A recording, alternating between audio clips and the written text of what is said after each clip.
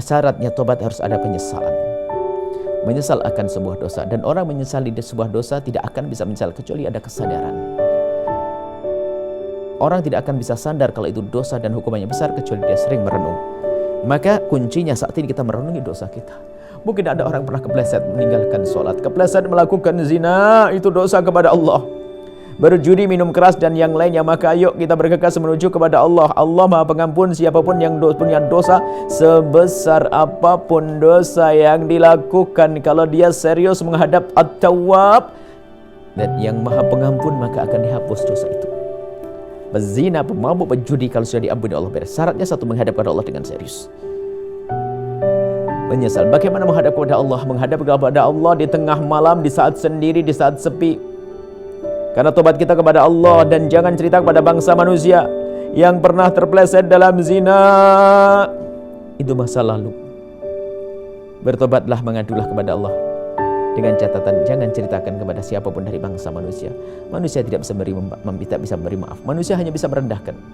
Karena dosa kepada Allah, jangan diceritakan kepada manusia. Bahkan baginda Nabi pun menghindar di saat ada orang mengadu, ya Rasulullah, aku pernah kepleset dalam zina. Nabi mengatakan, mungkin kamu hanya mencium, mungkin kamu hanya bersentuhan tangan, mungkin dihindarkan, dijauhkan dari Nabi. Makanya tidak dianjurkan bagi orang yang punya dosa besar lalu datang kepada hakim, mahkamah, khalifah atau imam mengatakan, ya imam, saya melakukan zina. Enggak dianjurkan begitu. Malah sebaliknya ditutup karena dosa kepada Allah. Yang pernah meninggalkan sholat pada masa lalu, yang pernah judi pada masa lalu, diam, hadapkan kepada Allah. Biar yang lalu biar berlalu. Jangan ceritakan kepada siapapun dari bangsa manusia. Itu tanda tobat itu diterima. Ada seorang pernah melakukan zina, tobatnya cerita kepada orang kesana kemari. Yang terhinakan siapa? Dia terhinakan, saudaranya terhinakan, kemudian menjadikan orang punya pandangan rendah dan picik kepada orang tersebut. Maka ini cara tobat. Kembalilah kepada Allah dengan tobat. Kalau urusan dosa kepada Allah, jangan ceritakan kepada siapapun dari bangsa manusia. Berperanlah seperti orang yang tidak melakukan itu. Yang tahu hanya Allah. Dan tangismu di tengah malam. Tangismu di tengah malam saat sendiri. Jika sudah ada derai air mata, itulah akan mensucikan kekotoran kita. Di tengah malam, bukan di depan orang, bukan di tempat ramai, tapi saat sendiri, ketika kita kunci kamar kita, kita mengadu kepada Allah, ya Allah, dosa masa laluku masa lalu. Sebutkan di hadapan Allah.